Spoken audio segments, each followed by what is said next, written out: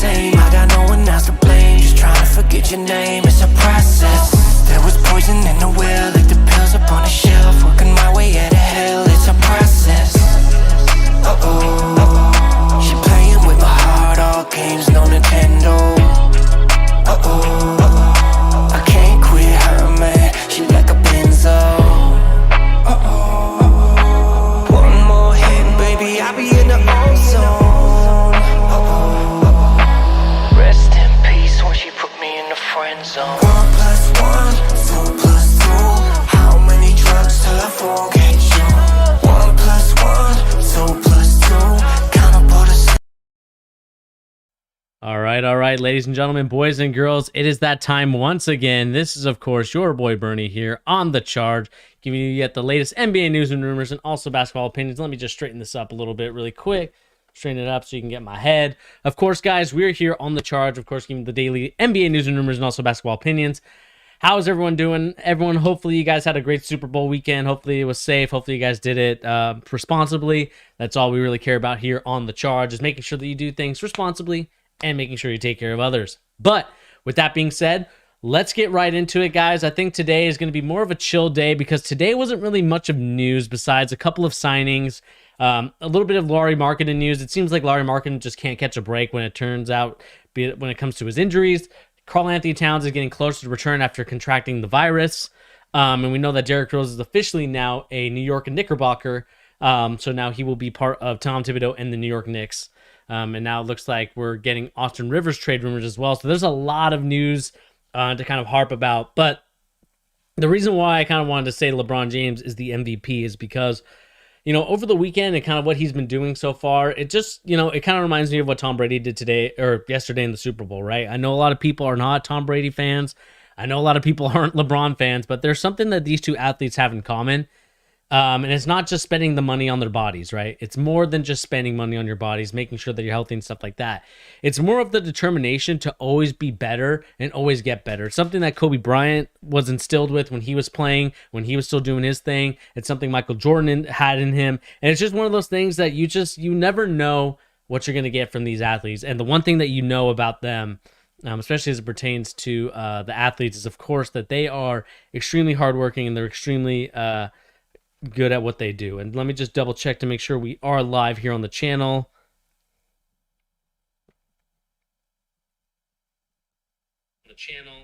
Yep. Alrighty, we are live. And so, guys, you know, like I said, please remember to hit that like button. Also remember to hit the subscribe button if you're new. The more subscribers we get, the more people will be interested in watching with us. So let me just make sure.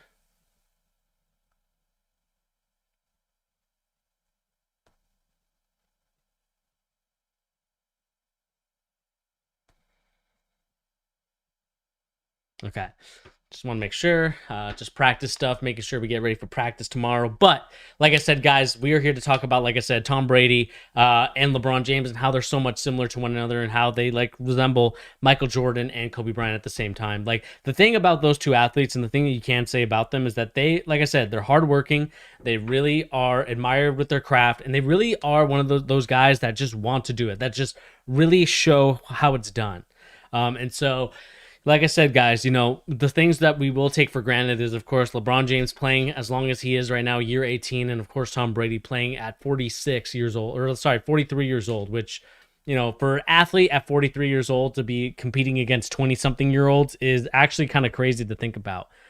So, like I said, you know, Tom Brady's doing it at the highest level. He's shown that he's able to do it again and again, spending the money on his body, doing things that he needs to become the player that he is, and that's kind of what I'll have to say about the Super Bowl. I know Brad and Logan are not here tonight. Unfortunately, they could not make it, but that's okay. We're going to still stream. We're still going to be talking about things. But the one thing I did tell them in that last stream that we had, there's two people that you don't ever bet against. It's LeBron James and it's Tom Brady. And, you know, they kind of showed you like that's the reason why you don't bet against him. Hey, Tyrese, how you doing, man? I'm just kind of going on my kind of LeBron James little rant. And just kind of talking about how you don't bet like when Logan and Brad were on here, the two people you don't bet against is LeBron James and Tom Brady. And, you know, Tom Brady, you know, I know he's a little bit petty right now on Twitter and stuff like that. So, you know, it's all par for the course. So just be aware of that. But like I said, we are here to talk about kind of LeBron James and what has been going on in the NBA season. If we look at LeBron James' stats really quick, and just look at the kind of what he's putting up right now in terms of numbers, for someone like I said, in year 18, it's kind of crazy to think. And we also will talk about the Boston Celtics in this stream as well, because right now, we're kind of struggling a little bit. We're sputtering. I think we lost a couple games that we should have won, but that's neither here nor there. In fact, Mahomes is playing with the turf toe and Andy Reid's son situation. But yeah, let's talk about basketball. Yep, we are going to talk about basketball. We're going to talk about LeBron James and how I kind of want to change my opinion, and saying that he's actually the MVP of the league right now. Like I said, watching him over the weekend, watching him play, the one thing that you notice from him, and let me just move over to my live scene and just kind of show you guys what I'm talking about here. Let's see here. Hopefully we can kind of... Okay, perfect. Don't want that to kind of show. Perfect. The one thing that we can say, and I know that you might think it's too early, Tyrese, but man, the things that he's doing right now in year, like I said, 18, 25, like basically 26 points, 8 rebounds. Jokic is definitely making a case. I think Jokic right now is probably ahead of him just due to the fact that he is, probably playing the best he can right now. He's playing a role that he's not used to. And, Jokic, I think it's between Jokic and LeBron at this point. Shooting the best effective field goal percentage, free throw percentage about the same. 3-point percentage is a lot higher for LeBron James as well. Field goal percentage relatively the same. So you can see that LeBron James is definitely putting in the work as it pertains to his shooting, because that's something that has really affected him in the last couple of days. I mean, it's just like thinking about it, right? LeBron James definitely was not known as a 3-point shooter, but he's shooting that average of 32%, 34%, which is where you want to shoot at for just being an NBA player. So that's something that we can really look at. And like I said, man, like the fact that this team right now, the fact that the Lakers are doing so well at the moment, it just kind of shows you like where they're at right now. It looks like he's day-to-day today, if I'm not mistaken. So we'll see if he even plays. But yeah, Jokic is also that case too. Tyrese, we talked about Jokic as well in our live stream with Brad and Logan. We talked about how there's a case that you can make for all those guys being MVPs. Like there's so many, I would say, situations where you could see, Jokic with the way that he shoots. He basically is close to averaging a triple-double, which is crazy to think about for a center in the year 2021. I'm getting ahead of myself. The year 2021, the fact that he's almost averaging a triple-double, we haven't seen that stuff since probably Wilt Chamberlain. And like I said, I'm not sure if I'm right on that, so you can fact check me on that stuff in terms of if Wilt Chamberlain is the last center to average a triple-double. But nevertheless, LeBron James, I know it's only 24 games in, but we still got to make that conversation. But I do agree with you, Tyrese, that Jokic is making a case, and I think he is the strong number 2 in this case because, like I said, Jokic right now is carrying a very, I would say, average Denver Nuggets team at the moment. Jamal Murray wasn't taking the steps that I think he should in order to get to that next level. And right now, Gary Harris is so MIA. It's actually kind of frustrating. After praising him so much in last season before the bubble and, kind of the struggles in the bubble, it seems like those struggles have now carried over into this 2021 season, which is just, like I said, unfortunate because I thought that he could have done so much better. But at the end of the day, they're just going to have to live with the results of the Nuggets. And right now, Jokic is really definitely making his case for winning the MVP at this moment. So we'll see what happens there, guys. Like I said, this is a tight race, and the reason why I wanted to lead off with this is because it's not necessarily the strongest kind of topic that I want to talk about, but I think it's something that we should really think about is right now where LeBron James is at in year 18, and we just saw the Super Bowl with Tom Brady. Like I said, 2 guys you don't bet against, and there's something that you can't bet against LeBron about, and I just think that with the way that the East is playing right now and the way that the West is kind of still they're young, they're coming up, and the Clippers are still fraudulent as ever. I think that the West and the whole NBA, in my opinion, is LeBron James's to lose. In my humble opinion, like I said, last year was the first time that he was probably considered a dominant. I would say a favored, just because we saw what happened when he was favored the last time, not this year, but the year before when he was in Miami Heat and he was going against the Dallas Mavericks. Unfortunately, that just like I said, every great star athlete has one of those. I'm not saying that, maybe not in the finals if you want to make that case, but like I said, we're not here to talk about kind of the past and all that stuff. We're here to talk about how, reliable these athletes are. And like I said, LeBron James is definitely one of the most reliable athletes out there. Like I said, Tyrese, I do think it is early, but these conversations are probably happening on Hoop Central, on Twitter. We know that the NBA MVP right now, with the way with the Embiid is playing, with the way that Paul George was playing, he's saying that he's in that MVP discussion. So it's one of those things that we just have to talk about as it pertains to it. But let me see why it's not focusing. That's cool. Probably because I'm moving too much and I'm standing. But okay. We're just going to kind of move on. My face is going to be blurry. Just going to have to wait until it kind of clears up. But let's move on to the next subject at hand that I really wanted to talk about. And that is, of course, we'll talk about the Celtics probably mid to last, Tyrese. So if you're interested in that Celtics talk, we will talk about them in a little bit. But I kind of want to talk about this story here. We got a couple stories I want to talk about, really. The first one being, of course, that right now, Lauri Markkanen is out 2 to 4 weeks with a shoulder injury. This to me is a little disappointing because in the year that me and my boy Pete were doing this stuff, the one thing that I found very, very shocking, or, the reason why the Bulls were doing so well and we thought that maybe this could be their run, is because Lauri Markkanen was starting to emerge as someone that you could see being kind of like that stretch big, but able to put the ball on the ground as well. He was kind of like the guy that people were looking at as kind of being that like Michael Porter, maybe not Michael Porter Jr., but maybe so of that like that stretch four that was able to dribble the rock. And unfortunately, he hasn't been able to do that. Little chief excuses. I mean, yeah, we'll talk about that a little bit later. But this is more. We kind of talked a little bit about that, Jalen. So if you want to watch the beginning of this stream, we kind of talked a little bit more about that sort of situation. But like I said, guys. Like I said, you don't bet against two athletes. That's Tom Brady and that's LeBron James. But moving back to Markkanen, the something that's disappointing. In his fourth season, he's averaging his career best in points per game, shooting, 3-point percentage, rebounds per game. So you can see that there is growth with Lauri Markkanen. Now the question for me is going to be if he decides that he wants to enter the market, whether it's this, maybe not this year because he is a restricted free agent. Let's see if the Bulls are going to try to sign him back. But at the same time, we'll see if that's kind of what's in the cards, man. It's just one of those things where Lauri Markkanen, I feel like, just can't stay healthy. This is probably his, I can't even remember how many injuries he's had now in the season. He's got so many shoulder injuries, knee injuries. It seems like there's an injury every time with Lauri Markkanen. And unfortunately, what sucks about it is because, like I said, he is a decent player. I do like his ability. I do like him as someone that could stretch the floor, someone that could add some dynamic to the Bulls. But unfortunately, he's just not one of those guys that you can build around as like your number one guy. And so, could he be a number 3? Maybe he could be a number 3 on a good team, depending on what the situation is, how teams are playing them.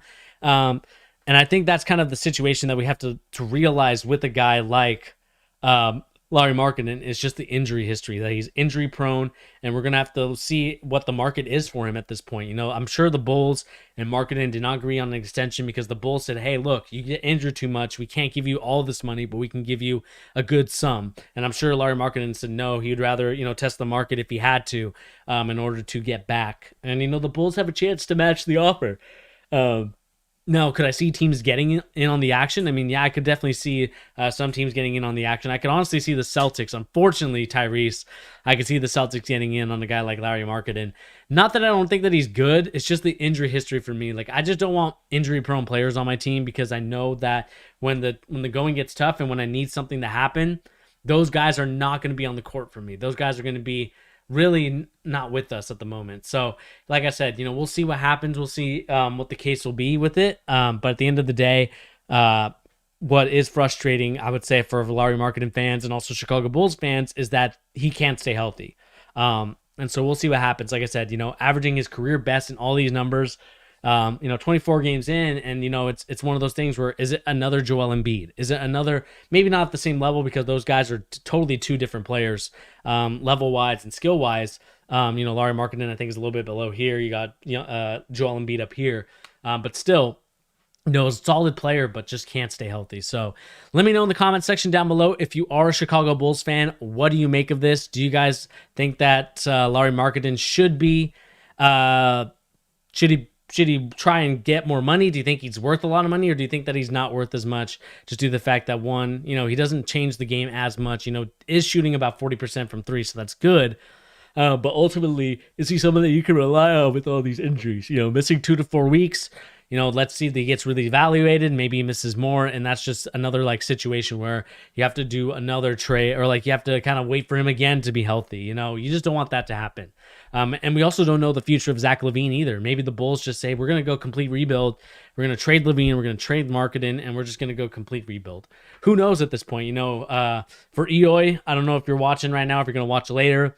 Marketing is one of your guys, man. I know you're a Chicago Bulls fan. You want them to return to glory. Would it make sense to trade Marketing and LaVine to basically build your future up and get draft picks and get better chances at getting into the lottery and winning? Like I said, like Amani Bates, Apollo Blanchero, a Chet Holmgren. Maybe this draft you get a Cade Cunningham and many of these other players, a Mobley, many type of players. There's so many different type of players you can get in this draft. You got Kuminga, who I think could be a really good player. I do like his game. I think he's one of those guys that, watching a little bit more film of him, watching how he plays, I'm starting to like him more and more each and every day. So I'm kind of sold on him being maybe a top 3 pick, maybe top 5, just because I know Evan Mobley's so high up there. But we'll see what happens. I'll do a draft review with my boys Logan and Brad, so we can have difference of opinions when it comes to that stuff, because I would love to get their opinions on some guys, because they probably watch a little bit more than I do. I check the main guys, but I kind of want to check the lower guys. I do follow a guy that I frequently visit his Twitter to kind of check to see who are the kind of the up and comers, who could we see as one of those guys that could definitely become one of those special players. Marketing was in that same category as well. A lot of people didn't see much in him, and then after Arizona, he just popped off, and then you saw a kind of a resurgence with him, and he was able to get to where he was at right now. So, like I said, we'll see what happens as it pertains to Lauri Marketing. Like I said, Bulls fans, let me know in the comment section down below, what do you guys make of this whole situation? Do you guys think that you're trying to bet for the future, or do you guys think that you should keep the main core guys and see what you can build around them? And let me just fix my camera really quick. So I'm just going to play some music in the background as I try and fix this camera. Sleepless nights I do. If I can't handle what I want none, don't want none at all, no. 1 + 1, 2 + 2. How many drugs till I forget you?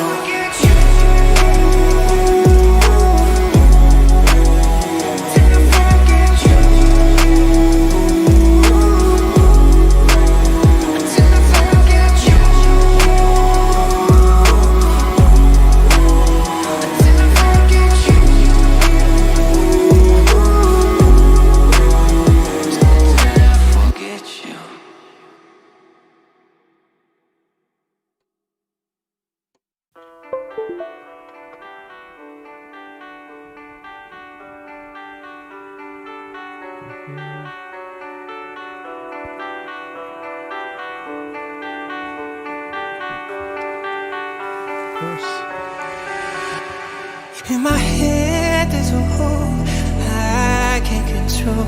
That's where my demons get in.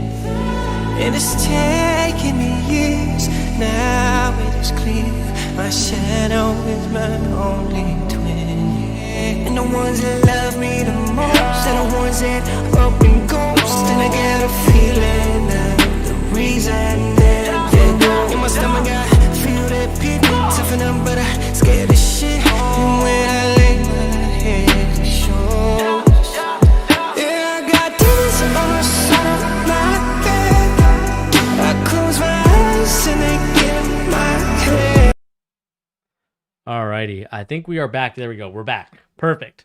Alrighty, so now we're back. We're here. Apologize again, guys. Once again, just had to fix the camera. It was a little blurry. Now we're good. We're in crystal clear 4K, at least with the webcam. But nevertheless, let's kind of move on to our next subject at hand. Like I said, Bulls fans, let me know what you think of that story.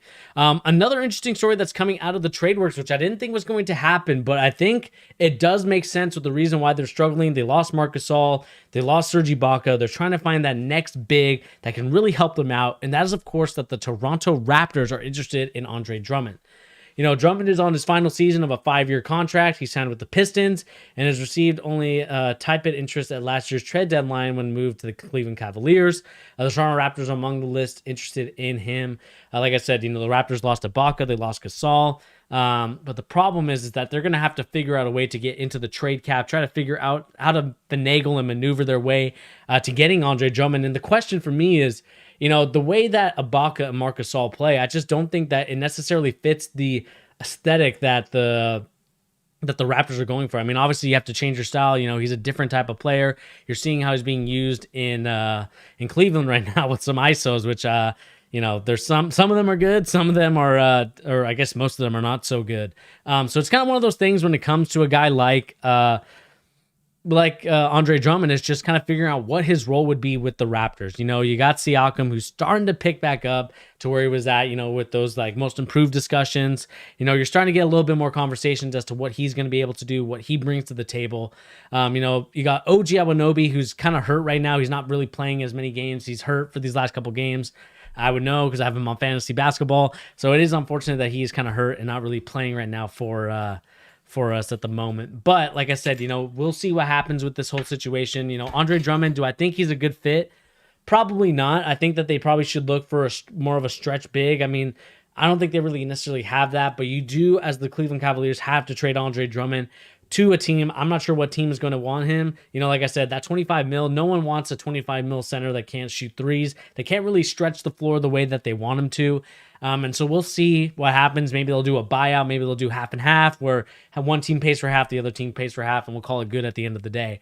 But at the same time, Andre Drummond, I think, is a solid player. I think rebounding-wise, offensive rebounding-wise, just basically getting boards is something that is very important in this league. And I think that if, like I said, if Andre Drummond was on a league minimum right now, I think a lot more teams would be calling. If teams were looking at him as like, it's that 10 to 15 mil mark where you could get him, I think a lot of teams would definitely be calling to get Andre Drummond services, because like I said, his rebounding, not a bad free throw shooter, has improved a little bit in the post with his post game, but still not enough to where it warrants I would say something where I would be like, okay, this is what I'm interested in. But like I said, I do think that he does provide some good feedback. He does provide some good things as it pertains, like I said, to whatever team that is. Like I said, I'm not sure if it's going to be the Raptors, because like I said, they really need that stretch big.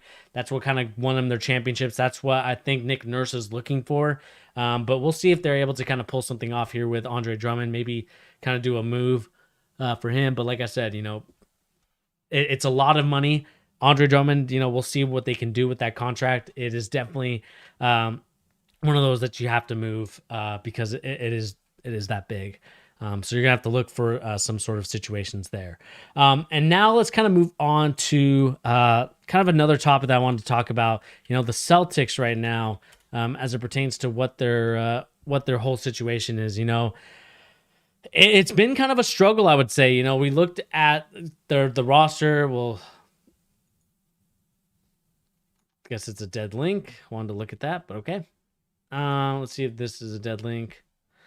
The Boston Celtics right now are definitely they're definitely struggling a little bit. They play Utah on tomorrow. If we look at their game against the Phoenix Suns, and we just kind of look back. So Tyrese, if you are here, let me get your feedback on the Celtics at the moment. Again, another game without Jaylen Brown, another DMP.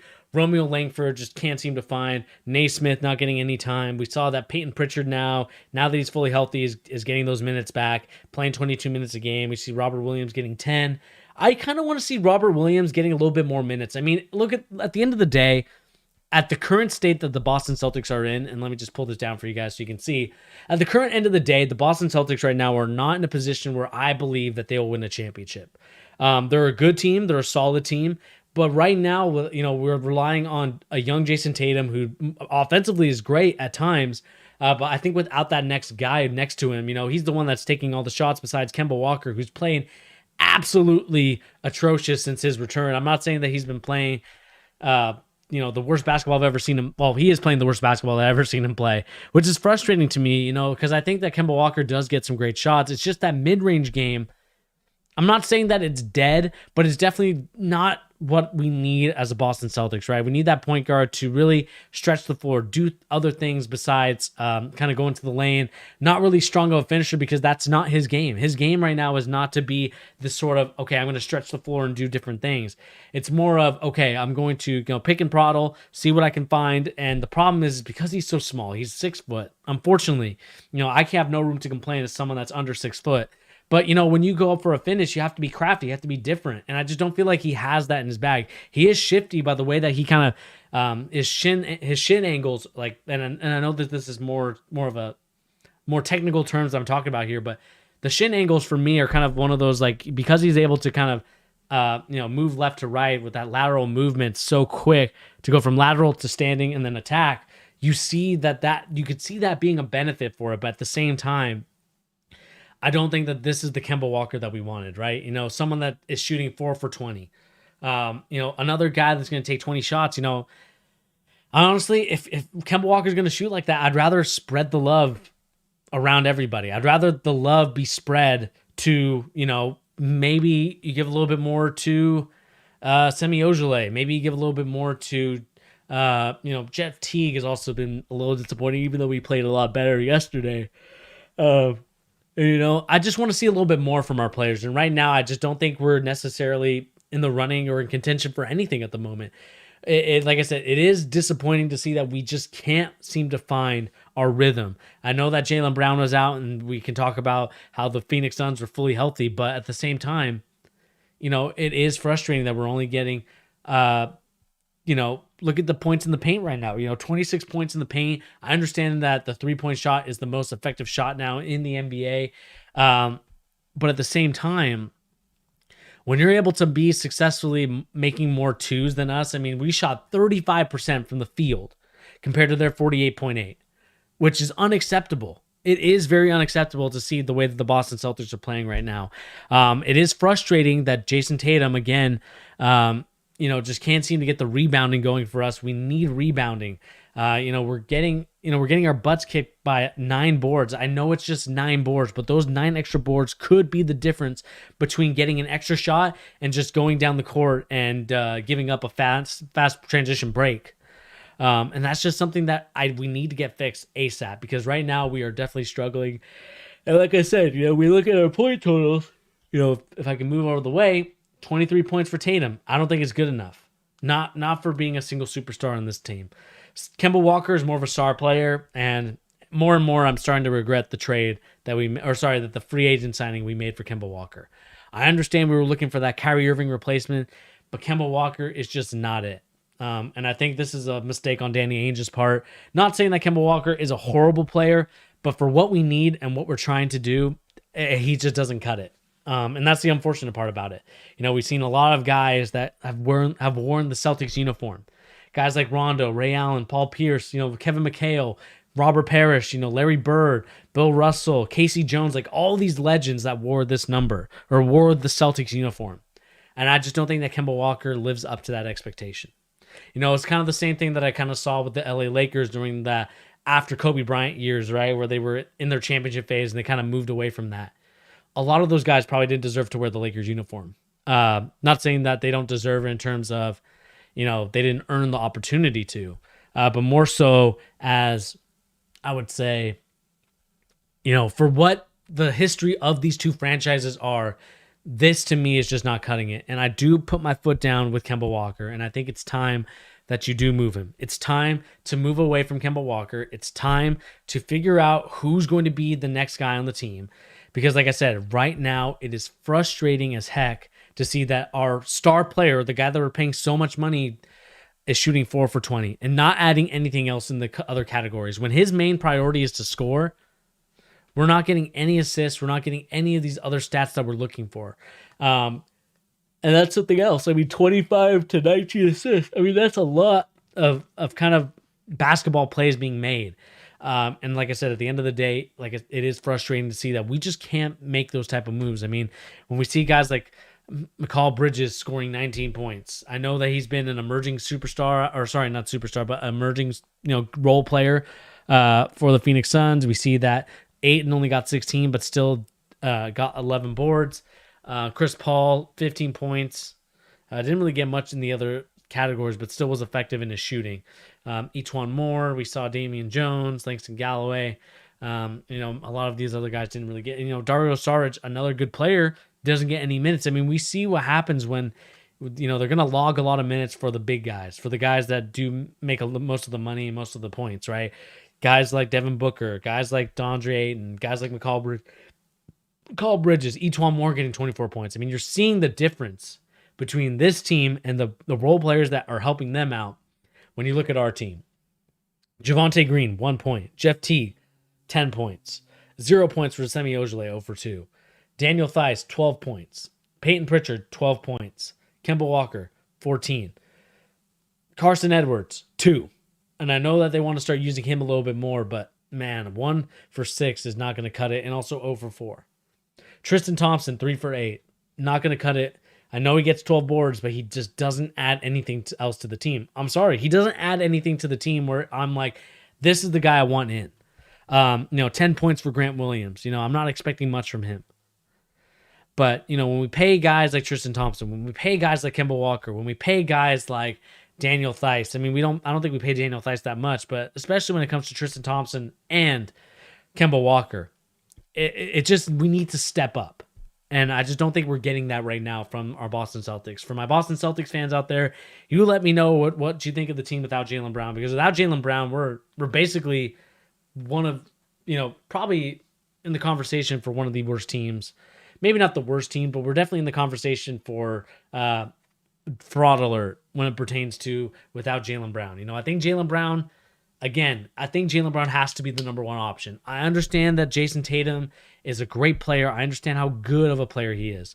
But at the same time, man, I just can't deal with this anymore. I can't deal with our bigs just not being able to dominate the way that we need to.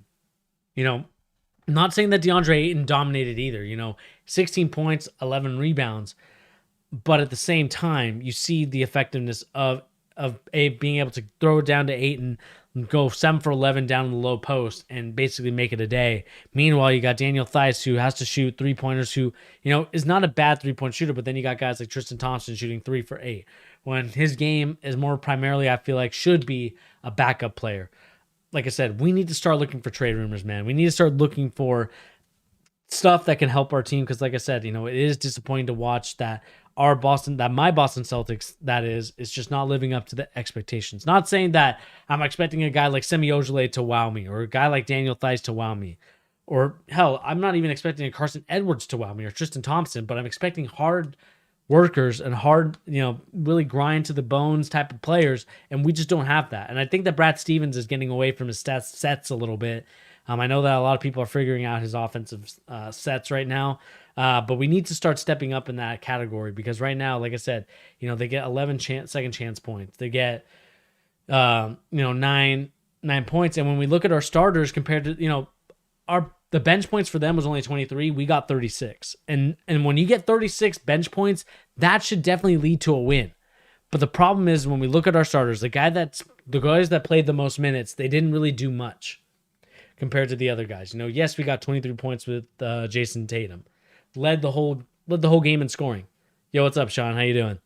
Damn, bit myself. But like I said, only 6 points from Tristan Thompson, just not going to cut it, in my opinion. We need to start stepping up. We need to find ways to get, like I said, more people involved. And right now, the Boston Celtics, without Jaylen Brown, I understand he's another starter. Marcus Smart, again, out. But at the same time, we need to figure something out, because right now we are struggling at figuring out what to do when one of our players is out.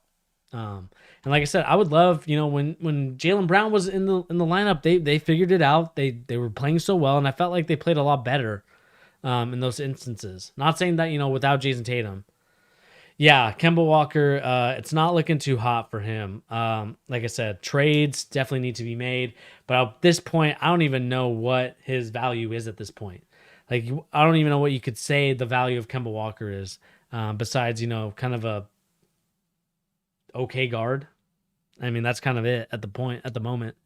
But like I said, guys, for my Celtics fans out there that are watching, let me know in the comment section down below. What do you guys make of this? What do you guys think of the Boston Celtics at this point. Should we be worried right now, or should we be kind of like, okay, they did lose Jaylen Brown, one of their star players, probably the number one option on the team.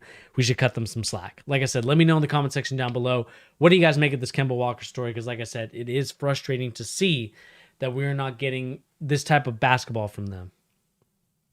What you guys trading? The problem is Wall's not even playing right now. Wall's hurt. Wall's kind of in the similar boat as Kemba Walker at this point. Wall does play a couple games here and there, but I think he's hurt at the moment. I'm not sure what injury he has today. I mean, we could take a look.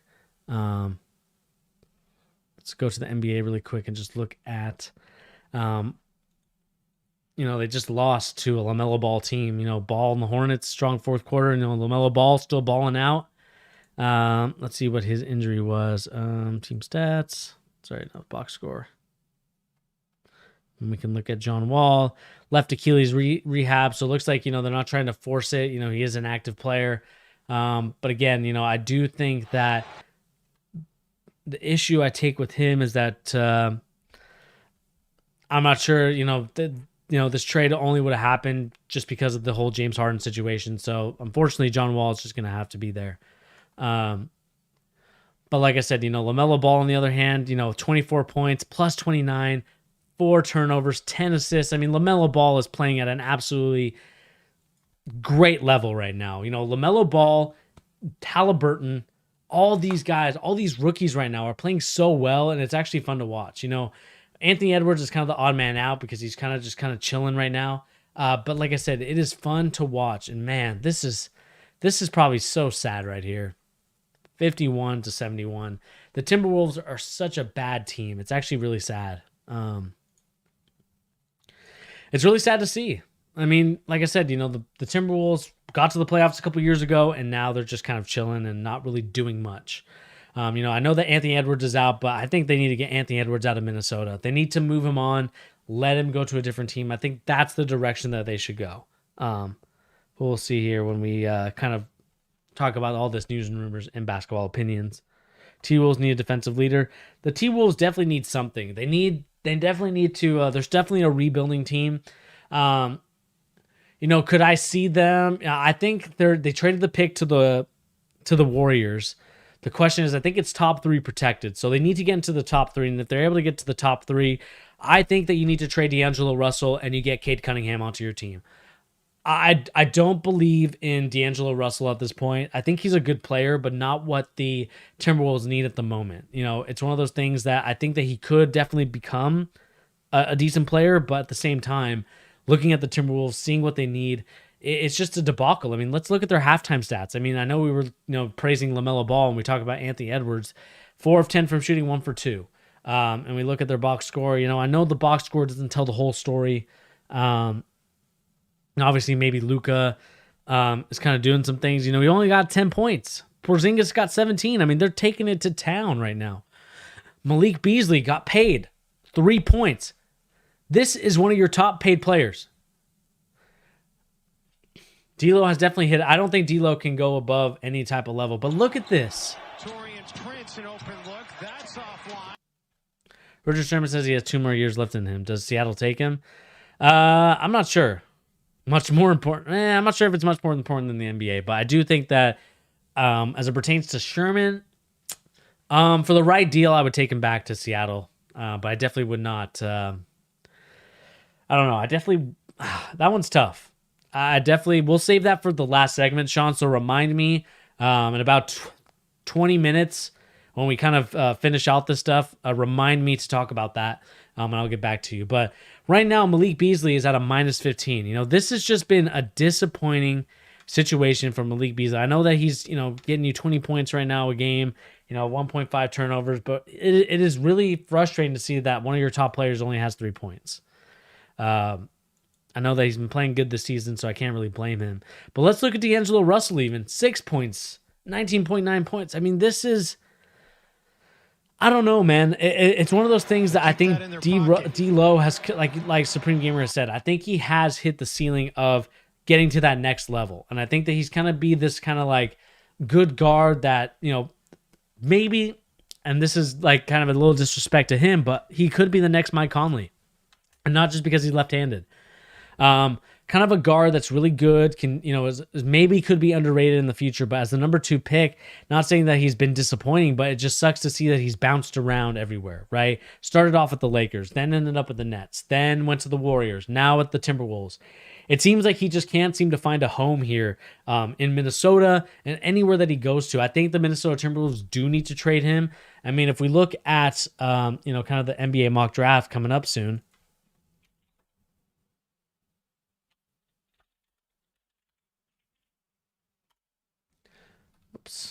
okay.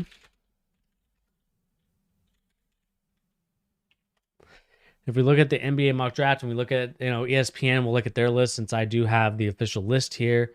Again, guys, you do have to pay for this, but I will show you this as kind of the list to talk about. But look at this, you know, Cade Cunningham definitely has to get taken. And the problem is now, like, what do you do with D'Angelo Russell? Like, do you keep him? Do you let him be the 2? Like, what do you do with a guy like D'Angelo Russell when you're trying to bring in your taller point guard in Cade Cunningham?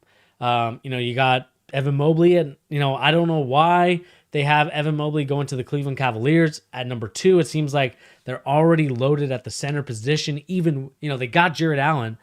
I don't think that that's the guy you bring. I think you honestly bring in Jalen Green, or you go for Kuminga. I think that's the move that you make, or Jalen Johnson, even if that's kind of the move that you want to do. Orlando with Jalen Suggs, I think that actually would be good. Team up Jalen Suggs with Cole Anthony. Have, you know, Cole Anthony, you know, be the shooting guard. You'll have Jalen Suggs be the point guard. I think Jalen Suggs is more of a point at this point. No pun intended. You know, you got Jonathan Kuminga, like I said, you know, playing really well. Detroit, definitely a good pick there. The problem is I'm not sure if I believe in Detroit that much for him. I hope that he goes to a better situation. But, you know, when it comes to these bottom teams, there's not really that much of a better situation, in my opinion. Zaire Williams going to the I believe they have him going to Oklahoma City. For my boys that are in Gonzaga, they got Corey Kispert going to the Charlotte Hornets. So that's a shout out for you guys. But kind of moving back, like I said, to the sort of situation at hand as it pertains to the Timberwolves, we're seeing this sort of like absolutely atrocious basketball at the moment. Yes, Malik Beasley's putting up points. Yes, you know, we got Jared Culver, who's not living up to the expectations of you know what was expected of him, you know, as the number 6 pick overall. And I do apologize if you are hearing some sounds from here, but like I said, as the 6th pick overall, Jared Culver is so underwhelming at this point. 25% from the 3-point land. That is not going to cut it. That's not going to cut it. I can't believe at this point that they're still playing him, you know, 20 minutes a game. Like, he honestly should be playing a lot less if he's only giving you that much. And, you know, it's kind of one of those things that he's just not lived up to the expectations. You know, Jalen Noel, I think, is a guy that they should start looking at, you know, start putting him in a little bit more, because I think he's going to give you something compared to these other guys. You know, we got Josh Okogie, you know, giving you what? 4.6 points a game, shooting 17.6 from the, I mean, that might be Brandon Clark. All right, sounds good, Sean.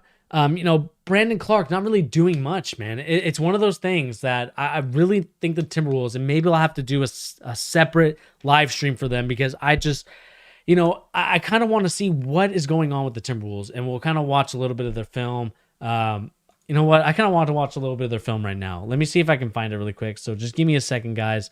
I'll play some music in the background.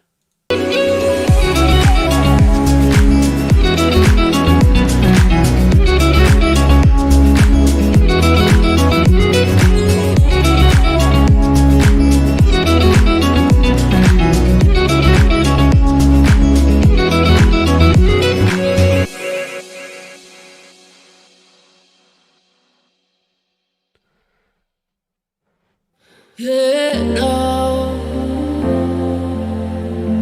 that is spinning by my bed for you. Yeah, now I can feel my instincts here for you.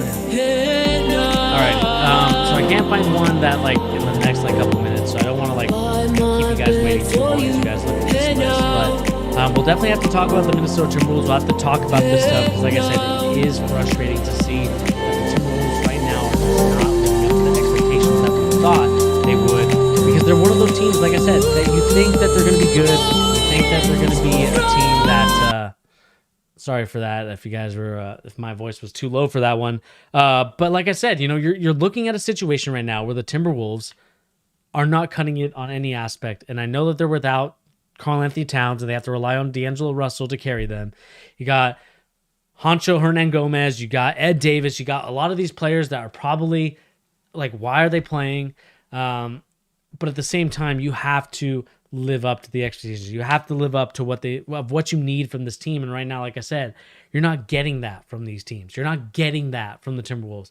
And there's a reason why they're one of the worst teams in the NBA. I mean, if we look at the standings just in general, they're one of the worst.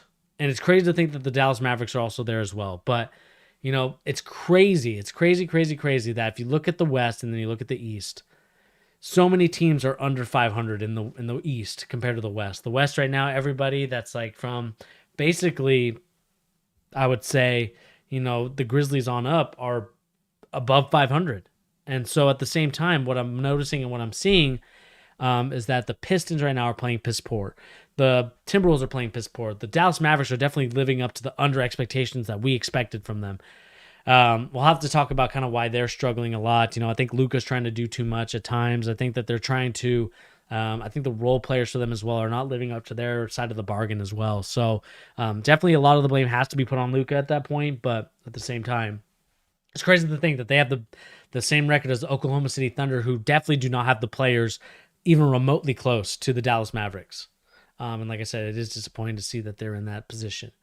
Sacramento Kings playing a lot better. Tyrese Halliburton, Rookie of the Year, in my opinion. LaMelo Ball definitely in that conversation as well. I think those two guys are going to be some great guards for the future of the NBA. I'm really looking forward to seeing their battles when they play each other next. I'm not sure when they play each other. I'll have to look at the schedule, but that'll be a fun one to kind of live stream, to kind of talk about. I wish that I could live stream the game and show you guys, but unfortunately that's just not going to cut it as we kind of watch this out. And really, guys, I mean, other than that, there's not really that much to kind of talk about. The other thing, too, like I said, Karl Anthony Towns, I should say, is getting closer to return after some COVID scares. I'm glad that he is getting much healthier. I know that a lot of his family members have unfortunately been victims of the COVID and the pandemic, and it's just really sad to hear that. So, like I said, thoughts and thoughts and words definitely to Karl Anthony Towns, thoughts and prayers to Karl Anthony Towns, because like I said, he's one of the most humblest guys out there. It's unfortunate what happened to his parents, especially his mom, who he's really close to, and it's unfortunate to see that is what is going on. And I think the last kind of thing we'll talk about before we move on to the final question that Sean's giving me, the New York Knicks are back in the trade rumors. They've made a trade. Tom Thibodeau is going to get reunited with his guy, Derrick Rose. The Knicks have agreed to a deal to acquire Derrick Rose from the Pistons. The Knicks will send Dennis Smith Jr. plus a second 2021 first round draft pick. So like I said, it reunites Rose and Tom Thibodeau, Supreme Gamer. I completely agree with you. The point guard position is something that the Knickerbockers have been struggling with to fill that void of that point guard, right? You got Elfrid Payton, you got Frank Ntilikina, you got all these guys. You even had Dennis Smith Jr., who you try to fit in there, and it just didn't work out. And you're seeing here that by adding Derrick Rose, a veteran point guard, someone that knows the ropes, it's good to see that he is honestly playing his best basketball. He's playing really well. And now he gets to be in New York, where I think he loves the city. I think obviously he's from the Chicago area. I'm sure that's where he would love to retire. But we'll see if they can kind of do a little reuniting thing for him in Chicago. But like I said, this is a great move to reunite Tom Thibodeau and Derrick Rose. We know that Tom Thibodeau knows the system. Sorry, not Tom Thibodeau, but Derrick Rose knows the system. He knows the players, and I think it's going to add a lot more variety. It's going to add a little bit more dynamic to the Knicks. I think, like I said, maybe not the best 3-point shooter, maybe not the best shooter, but definitely has improved over the years, and definitely could be a guy that you could add to this team to really, like I said, bolster the roster, give yourself a starting point guard, and they're trying to make a playoff push. Maybe they won't get as far as I think a lot of teams will, but at the same time, if the Knicks can even get to the second round, or even just even be in the playoffs itself, then it's going to be one of those situations that you could definitely see the Knicks definitely getting a lot better, definitely, acquiring. I think that this is a good move for them. And right now, I think we're going to see what happens when they play together. It'll be fun to watch when their first game is. I'm not sure when it is during the week, but we'll check it out. I'm not sure if they'll have to do a quarantine thing. I'm not sure what the rules are for trades as it pertains to the pandemic stuff. So we'll see what happens there. And again, guys, the talks have been so, basically they started so early that, that it was bound to happen. It was kind of rumored and then it eventually happened. So like I said, happy for Derrick Rose. I think this is also a great move for Dennis Smith Jr., who is forgotten in this trade, which I think sucks because, we know that he was a top draft pick. I think he was number 5 overall. And the Nets did sign Noah Vonleh, Supreme Gamer. That was a sneaky pickup, but at the same time, I'm not sure if it really does anything for them because, we'll see if Noah Vonleh even adds that dynamic of getting those boards, playing defense the way that they need to. Really what they need is just their bigs to get the boards because we know that Kevin Durant, Kyrie Irving, and James Harden are not really necessarily the board grabbers. They'll grab it if it's near them, but they're not going to be the ones chasing it down or hunting it down compared to a guy like DeAndre Jordan. So when you have 3 guys that are not going to chase for the rock and you have 2 guys, one being Jeff Green, who's old. You have DeAndre Jordan, who's also old, but that's his primary role. It's going to be harder to get those rebounds. And I think that's really what's killing them. I know defensively, we could talk about kind of how James Harden plays the pick and roll. It's definitely, I've talked about it before on the stream. It's definitely not very good. So at the end of the day, we'll see what happens as it pertains to that whole situation. But looking at the whole situation, like I said, with Derrick Rose, like I said, it does add a dynamic to this team. I think it is going to help the team a lot. And you could see the potential with this trade. And, like I said, going back to Dennis Smith Jr. before I, went on this tangent for no reason. Thanks, Supreme Gamer. I'm going to blame you for that one. I'm just kidding, man. I'm kidding. That's on me. I go on weird tangents sometimes. But going back to the Dennis Smith Jr. part of it, I think that it does bring a breath of fresh air, not really fitting in New York, not really fitting in Dallas, not really fitting in all these places. And I think that by having him go to Detroit with a guy like Case, with oh my goodness, why am I forgetting the coach? Casey Edward? No. What is the Pistons head coach name? I am totally blanking on this. Dwayne Casey. There you go. Dwayne Casey. Adding Dwayne Casey with Dennis Smith Jr., I think it could do a little bit of wonders for him. I think that Dennis Smith could potentially be, revitalized in that career. Now, the problem that is that Killian Hayes is out. So you don't have Killian Hayes there to kind of work on and get his confidence up, to get his skills better. He's recovering, he's rehabbing. So we're going to see what happens from that perspective. So we'll see, how this whole trade portrayals, but I do think that it's great for Dennis Smith Jr. The question for me is, can he, get back on track to where we thought he was going to be at one point? A lot of people thought that the Luka Doncic, Dennis Smith Jr. was going to be a great, combination of the two, with Dennis being more of the scoring guard, with Luka being more of a passer. But unfortunately, that's just not how the cookies crumbled. And we're seeing that they're struggling right now. But I think Dennis Smith Jr., I think there's been a lot of kind of the problem that I've been hearing is just kind of like the playbook wise. I think from what I'm hearing is that that's not what his strong suit is. And he's kind of one of those guys that kind of just goes at it without, running the plays and what they need to do. So we'll see what happens as it pertains to that. But like I said, guys, it will be an interesting situation to notice kind of what's going on for that situation. So like I said, let me know in the comment section down below, what do you guys make of this trade? Is it a great trade? Is it a bad trade? Like I said, I'd love to know your comments and opinions in the comment section down below. But anyway, guys, let's go on to the final question. That was, of course, from Sean. He says, Richard Sherman says he has 2 seasons left in him. Does Seattle take him? I say that they should take him because I think that he could be kind of like a Verrett, which I know that the 49ers have. I know they were teammates. But I could see that Sherman could be like a nice, maybe as like a backup, maybe a safety if for some reason we got a lot of injuries. I think he could definitely help the Seattle Seahawks. I think a reunion with him would be good. See if they can't win a Super Bowl together once again, him and Russell Wilson. Obviously, they don't play together on the same side, but I think that that's kind of the way that the cookie should crumble. I think that Richard Sherman should come back home to Seattle, let him play out those last 2 years. If we win a Super Bowl, that's great. If we don't, at least he can retire a Seattle Seahawk, which is something that I think a lot of us would love for Sherman to do in his career. But anyway, guys, that is going to do it here for the Charge. Thank you once again for joining me here. I do appreciate each and every one of you for joining me here again, guys. This is one of those things that, like I said, it is appreciating of you guys to join me here.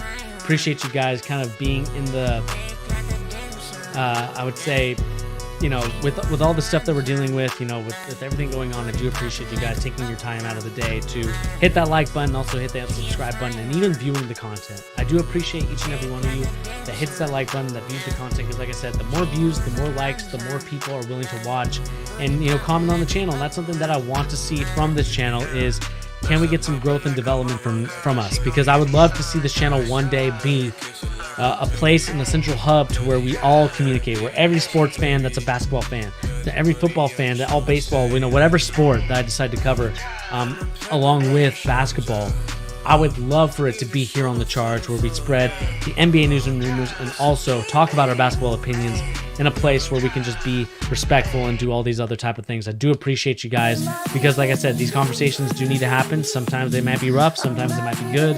Sometimes we need to expose some people, not exposing in a bad way, but more so, whether they lie, whether they tell the truth. I know Sean wants to talk about those Mickey Mouse rings for Tom Brady. I know a lot of LeBron haters also talk about those Mickey Mouse rings as well. But anyway, guys, that's not what we're here to talk about. We're here to talk about, like I said, the latest NBA news and rumors and also basketball opinions. Again, guys, thank you once again for joining me here. This has been your boy Bernie. I'll catch you on the next video. Peace.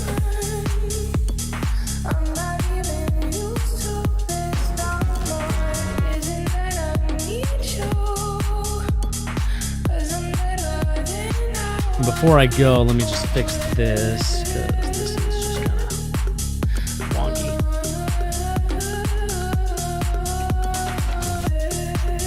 Perfect. All right, guys. Like I said, please remember to hit that like button. Please remember to hit that subscribe button. You see down there, The Charge, YouTube, The Charge Stream, Twitter, and The Charge Stream, Instagram. And tomorrow, I'm going to announce the official Discord for The Charge. So we're going to be starting a Discord. You guys will be able to get in there. Tyrese, Supreme Gamer, we will be starting that Discord relatively soon. So just wait. Tomorrow I will be announcing it. We will be unveiling it so you guys can enjoy the latest NBA news and rumors and also basketball opinions while keeping up with my initial thoughts of everything. I love Twitter. I love all this stuff, but I think Discord is something that we need to add as well. But like I said, guys, please remember to hit that like and subscribe button, and I'll catch you later. Peace.